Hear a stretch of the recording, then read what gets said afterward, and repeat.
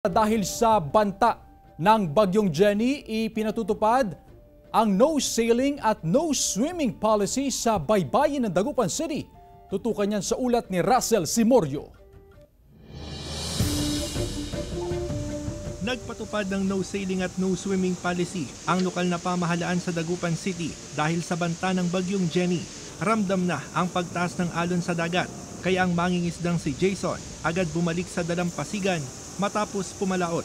Wala siyang nakuhang isda, ilalaan na lang niya ang oras sa pag-aayos ng lambat.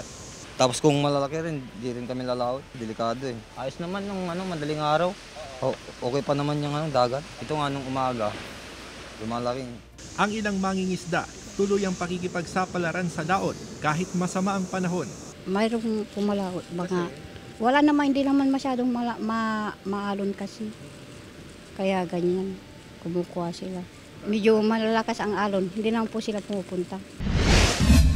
Naka-blue alert status na ang PDRRMO sa Pangasinan dahil sa banta ng Bagyong Jenny. Nakahanda na ang mga rescue asset. Patuloy ring minomonitor ang mga major river system sa probinsya. All in all po, handa po yung ating opisina, yung ating mga rescue vehicles, yung ating water assets, emergency vehicles, yung ating search and water rescue ay nakahanda na po. Nakabantay ang PDRRMO Zambales sa mga low-lying area sa probinsya, lalo't nakataas ang heavy rainfall advisory.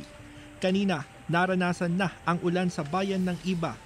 Ang mga bangka na mga mangingisda, itinaas muna sa mga ligtas na lugar para hindi masira ng alon. Ano natin, concerns natin is yung mga sa low-lying areas lang naman. Yung sa mga coastal areas, hindi naman po kasi tayo directly to be affected by Jenny.